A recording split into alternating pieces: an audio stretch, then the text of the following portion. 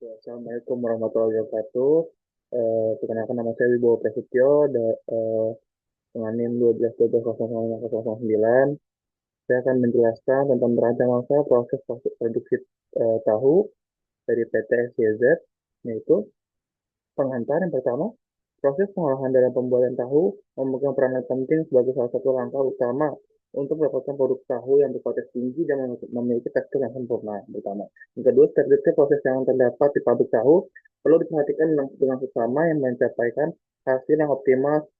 Diperlukan perhitungan bahan baku dan masa-masa yang tepat di setiap tahapannya.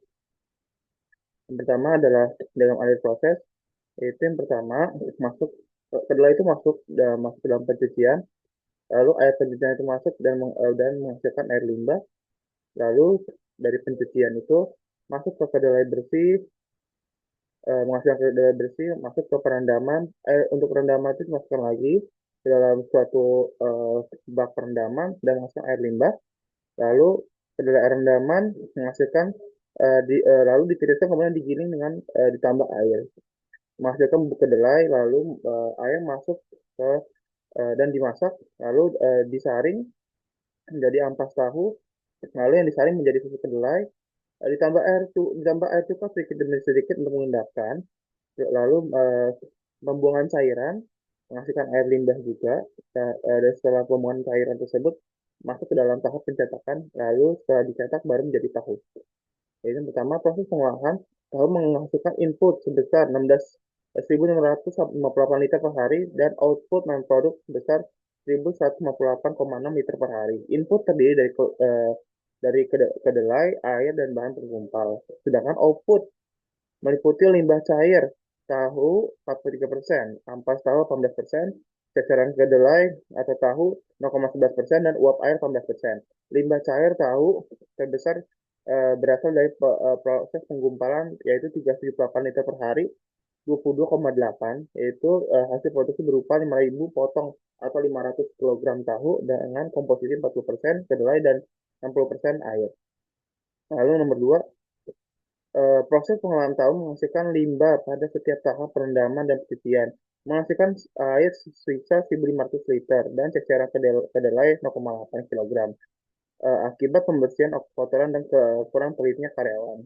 Penggilingan menghasilkan ceceran kedelai 0,5 kg karena colong mesin yang kecil.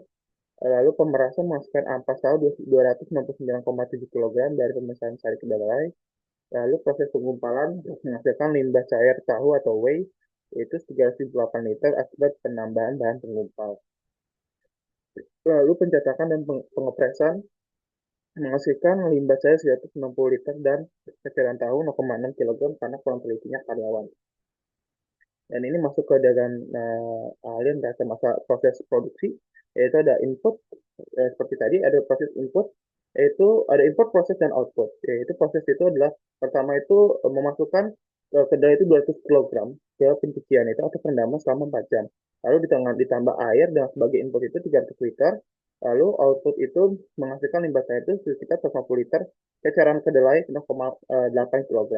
Lalu hasil perendaman tersebut masuklah ke penggilingan dengan total yang dapat 349,2 kg dengan tambah air 150 liter penggilingan. Lalu outputnya adalah secara kedelai itu 0,5 kg.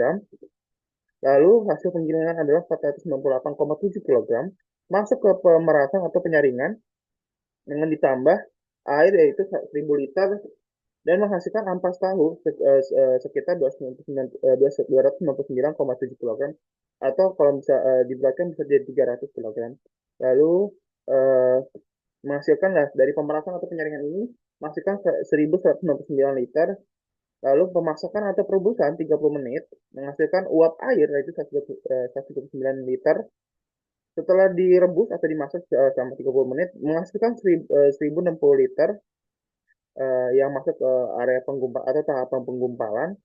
Itu di tepung tahu dan garam, ditambahkan 8 liter dan menghasilkan limbah cair ada 378 liter.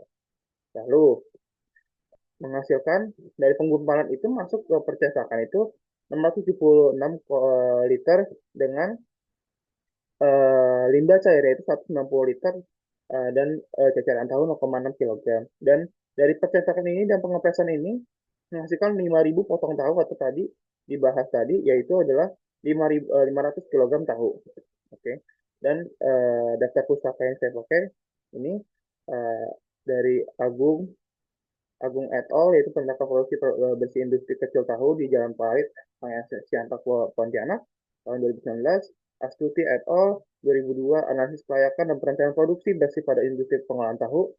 Dan Ika et al. 2020, Penerapan Produksi Bersih di Pabrik Tahu KS, yaitu Kang Sapri, di Desa Kalipang, Rembang, Jawa Tengah. Oke deh, itu aja dari saya. Wassalamualaikum warahmatullahi wabarakatuh. Terima kasih.